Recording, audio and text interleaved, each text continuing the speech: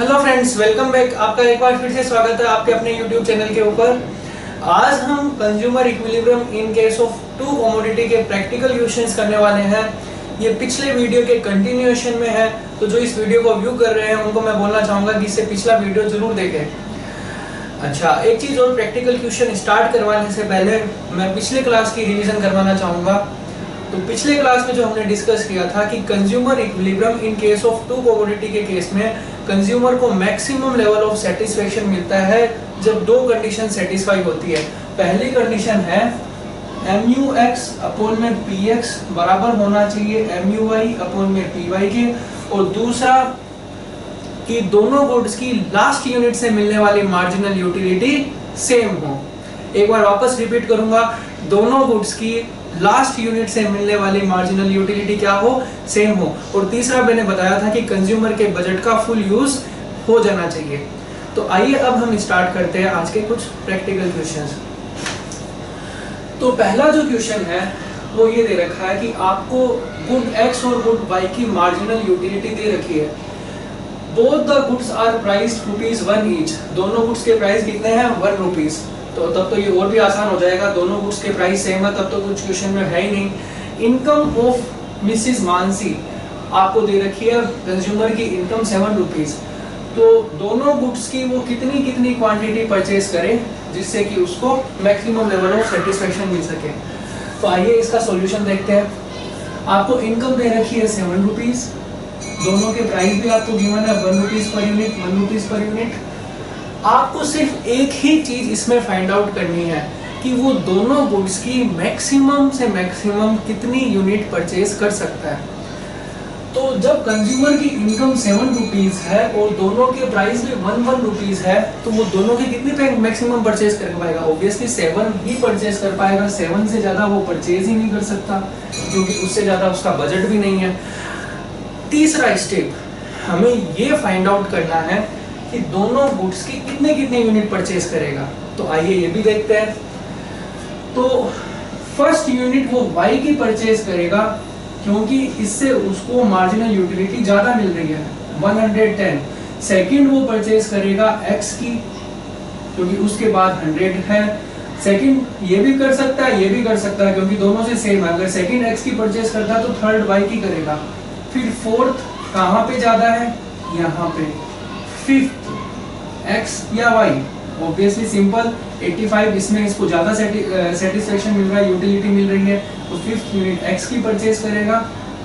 और 6 और 7 पे दोनों की यूटिलिटी क्या है? सेम है। तो अगर वो 6 इसकी परचेज करता है तो 7 इसकी करेगा। क्या इससे ज्यादा वो परचेज कर सकता है? The answer is no.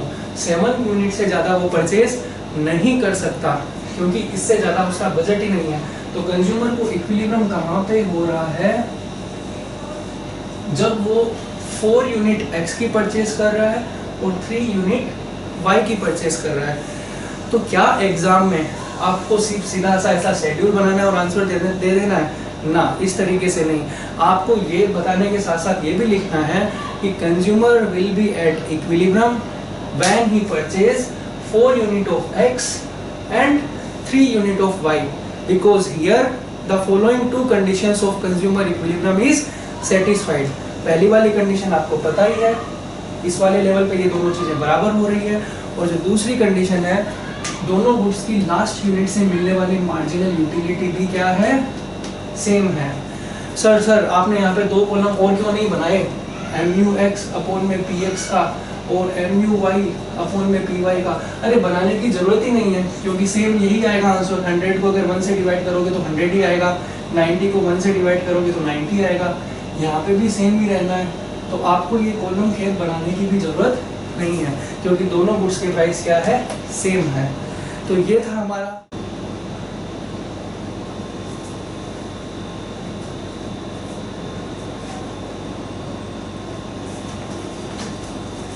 तो आइए अब बढ़ते हैं हम आज के दूसरे क्वेश्चन की तरफ।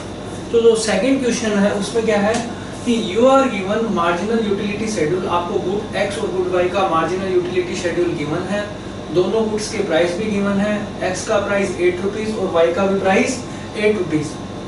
कंज्यूमर की इनकम है ₹88। तो कंज्यूमर कितनी यूनिट एक्स की परचेज करे और कितनी वाई की, जिससे कि उसको मैक्सिमम लेवल ऑफ सेटिस्फेक्शन मिल सके, यही इस क्वेश्चन में पूछा हुआ है। तो आपको सिंपली कुछ नहीं करना, इस क्वेश्चन में भी आपको इनकम गिवन है, गुड एक्स और गुड वाई दोनों के प्राइसेस भी गिवन है। आपको क्या फाइंड आउट करना है कि दोनों गुड्स की वो मैक्सिमम कितनी यूनिट परचेज कर सकता है।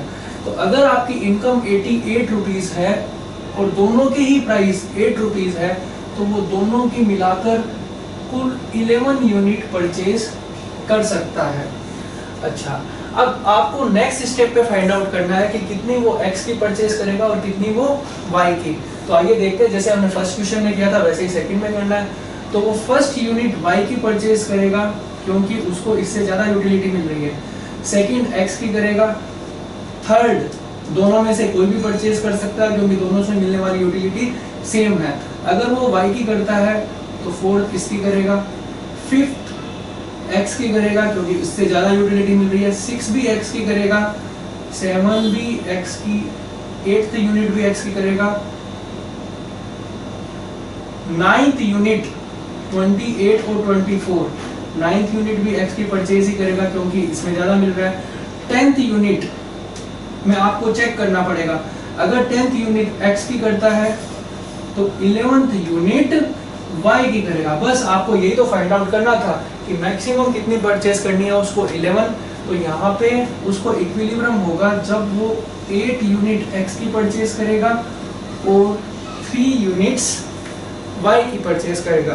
तो इसका आंसर आपको सेम उसी तरीके से देना है कि a consumer will get maximum level of satisfaction when he purchase 8 unit of x and 3 unit of y, क्योंकि यहीं पे कंज्यूमर को मैक्सिमम लेवल ऑफ सेटिस्फेक्शन मिल रहा है। और यहाँ पे इक्विलिब्रियम की कंडीशन भी आप चेक कर सकते हो, अगर आप 24 को 8 से डिवाइड करते हो क्योंकि गुड x के प्राइस 8 थे, और यहाँ पे भी अगर आप 24 को, दोनों के प्राइस सेम है, तो आंसर क्या आएगा, 3 ही आएगा।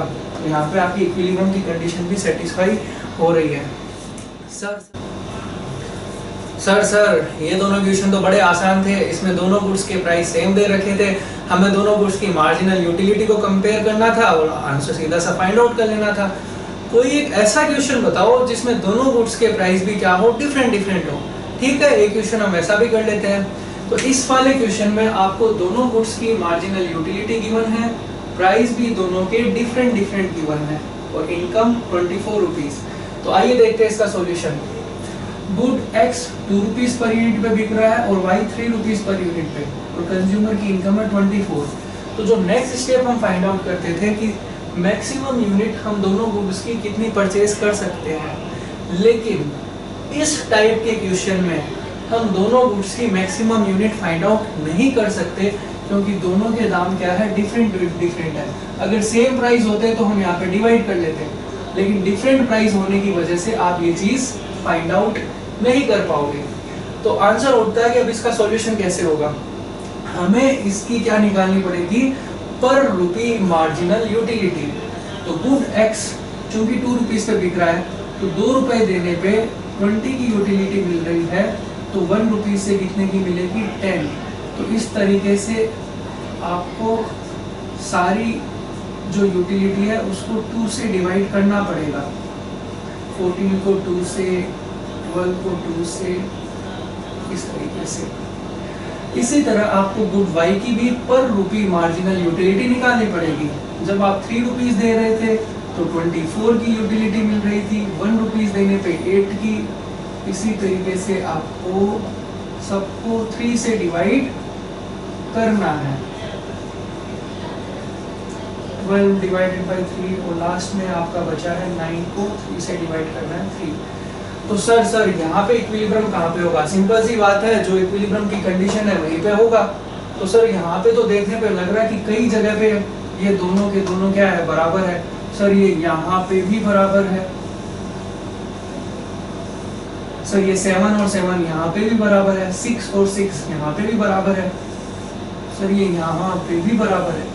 तो हम कहाँ पे माने इक्विलिब्रियम होगा, तो इसका आंसर छिपा है जो कि हमने लास्ट क्लास में डिफाइन किया था कि कंज्यूमर की इनकम का पूरा यूज हो जाना चाहिए।